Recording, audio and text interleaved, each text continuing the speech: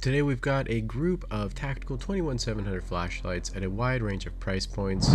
They've got different beam profiles and max outputs, and the lights we're looking at are the Weltool T8 Plus Tac, the Weltool W3 Pro, the Nitecore MH25 Pro, the Brinyte PT16A, the Sofirn SC28, the Wurkkos TD04, and the Nextorch TA30C Max. We'll take a look at the bodies of each of these lights and also look at some beam shots, and there will be timestamps down below in case you want to jump to a specific light, and you can find links in the description which will help support the channel. And we're also going to be giving away an Ace Beam Pokelit AA EDC flashlight, and this is the 5000K CRI 90 version, and it also is going to come with a little diffuser. And to enter to win, all you have to do is leave a comment down below letting us know which light from this lineup you like the most, and I'll leave the full details down in the description. First up, we're going to look at the W3 Pro Tac from Weltool, and they've given this one the name the Featherless Arrow. This is the most expensive light in the lineup, but with the coupon code US10 you can pick it up for $268.20, and overall this is a very well built, heavy feeling light. The design is quite simple, and a switch on the tail will give you access to a high and low mode. There's no port on the light, but Weltool did include one of their 5000 mAh INR 21700 batteries, which has a USB-C charging port built in, which offers a nice blend of convenience and improved water resistance. The bezel is smooth, and this is a shine through style LEP, which is common for most modern LEP designs.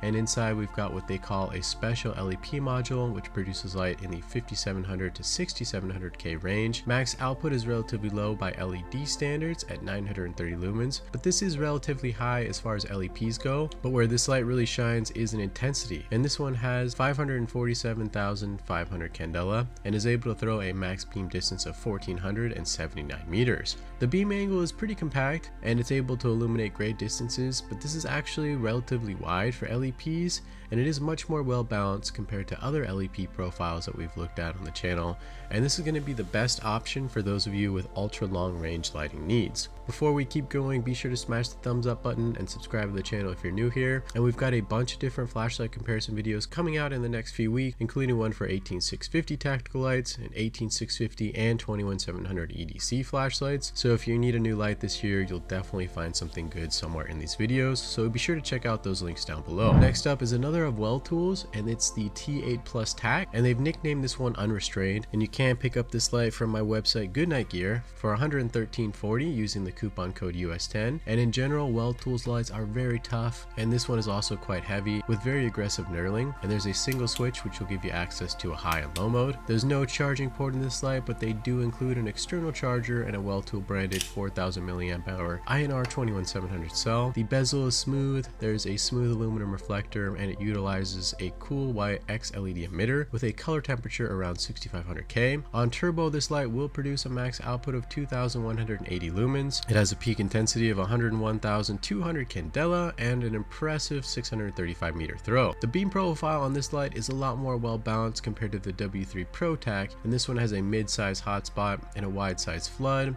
and it's definitely going to be a light that's going to excel at medium to long range use. Nitecore was kind enough to send over one of their latest tactical throwers, the MH25 Pro, and this light goes for about $99.95 on Nitecore's website. This one is one of the longer lights in the lineup, and it has a tactical tail switch with 8 different output modes, including a strobe, beacon, and an SOS. There's a USB-C port for charging built into the tube, and there's a nice big Nitecore 5300 mAh NL2153 HP battery. The head on this light is a decent amount wider than the tube, and there's a crenulated bezel and a very wide, deep, smooth aluminum reflector with a UHI emitter, which is actually shaped like a circle instead of the square shape you see on most LEDs. So this is supposed to make the light more efficient and improve the beam quality. Max output on the MH25 Pro is 3300 lumens, peak intensity is 124,300 candela, and max throw distance is incredible at 705 meters. The beam profile on the MH25 is definitely one of the favorites in the bunch, and it's incredible how the hotspot is relatively large, but it's also able to preserve its intensity, and the beam angle is also really wide and is doing a great job of illuminating the foreground. And usually throwers are no good for walking, but this one is definitely an exceptionally versatile light for the the thrower category. Brinyte sent over their recently released PT16A, which also can be picked up for $99.95, and this is one of the more tactical feeling lights in the bunch, and it's very hefty, and it's even got a tactical ring. And I'm also enjoying their dual tail switch design, which gives you a lot of control from the thumb, so it's ideal for a hammer fist grip operation.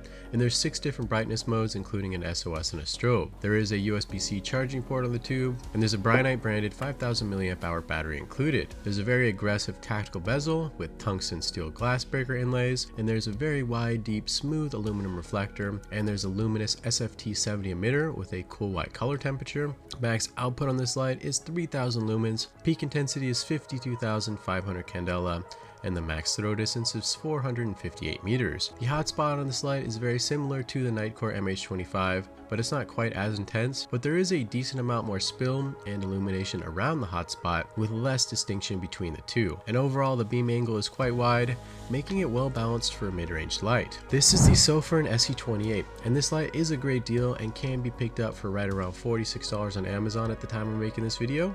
This is definitely one of the most compact offerings from Sofirn, and this light has a very sturdy and heavy feel to it, and they are definitely using a new anodization, which reminds me more of what we see on higher end lights, so they definitely did a great job here.